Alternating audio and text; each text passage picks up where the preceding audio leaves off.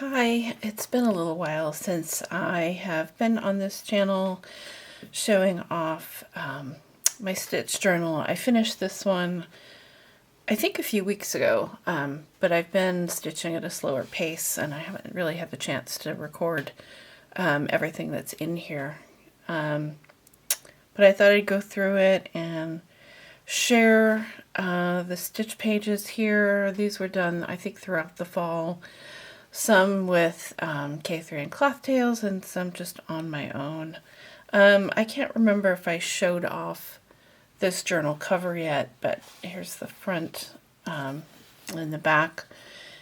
You may be able to tell they're both loosely based on log cabin quilt squares, but I took it in some slightly different directions and then added some embellishments here and there. So let's open it up and we'll get a chance to see what's inside.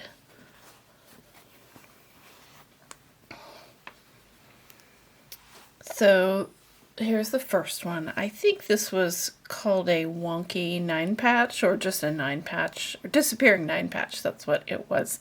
Where you stitch 9 squares and then cut them in different ways and then stitch them back together again so that they form all these different interesting patterns. This was a cutaway prompt, so multiple layers of fabric here, and then as you cut away, you reveal little bits of what's underneath.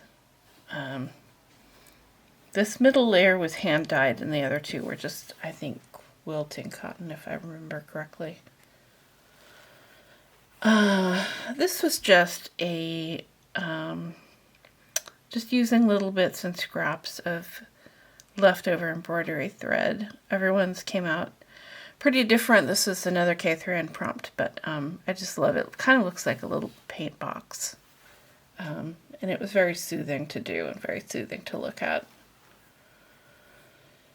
I don't remember what this one was specifically, just playing a little bit with circles and lines. This, I believe, was thread weaving, so you may be able to see there's sort of warp and weft of these different threads and yarns and ribbons and things. I really like how that one came out, actually. There's some lavender ribbon in the middle and then some different kinds of I think this is wool yarn, and then this is a variegated yarn of some kind. This was a piece done with fabrics from Jude Hill Spirit Cloth. She does these really amazing indigo dyed squares, and these are 3 squares stitched together to create sort of a house with a star shining overhead. Oh, it looks like I never stitched that one in. I'll have to go back and do that. There's another house. I don't remember the prompt for this one. I do remember it was a prompt, but it was fun to make a house out of squares and sections. I don't know if you can see, but these are quilted together and these are quilted together. A little more fabric weaving for the pathway. This was an experiment with sort of stitching down some loose threads. That's what this section in here was, and I think this section in here too, but this was a fun one. I'm surprised I haven't come back to do more of this kind of work, because I really love looking at it. Another log cabin-y piece. This one has a patch that I ordered in the middle of it, or rather it's a gift patch that came with some other patches that I ordered. That I think it's supposed to be a sycamore leaf or a seed, possibly a maple seed. Anyway, it's a bit of a spiral. I've done a lot of circles and spirals late in the year, and I guess throughout the year.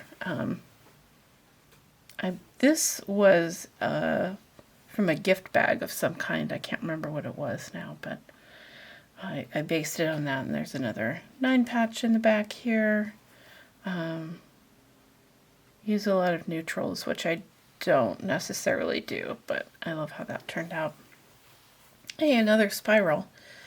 This was various scraps from hand-dyed pieces, and then I think this was a strip of cloth that I had, and a button that I found somewhere.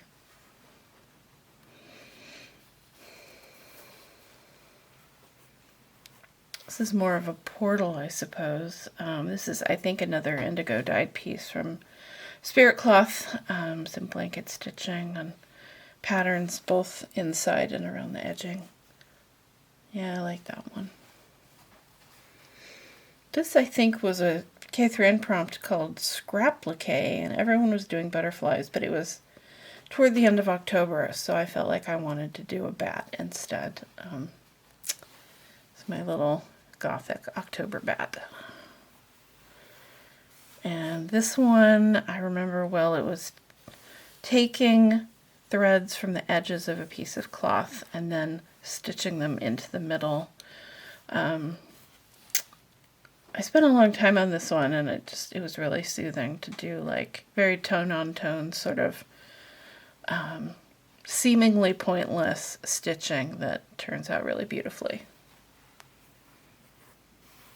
I don't remember what this one was at all. It might have been a textural sensory thing, but I just put some pieces together. This is a little pocket, although it doesn't have anything in it.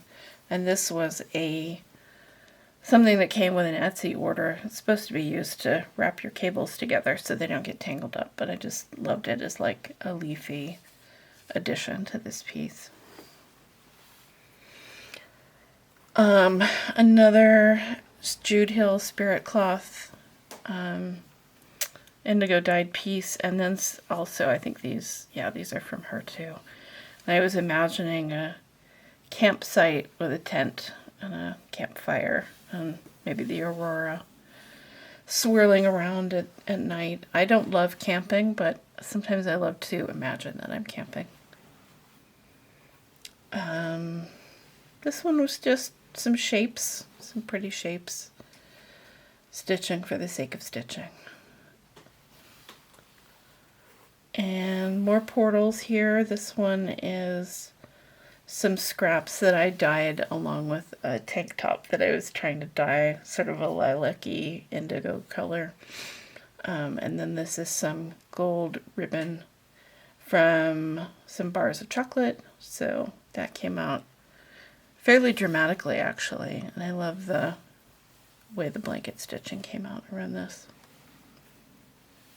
A lot of people said that this one reminded them of Middle-earth related artwork. My daughter brought me this little stick, and I thought it made like the perfect windowsill or something, looking out into the world and seeing trees and vines and stars off in the distance.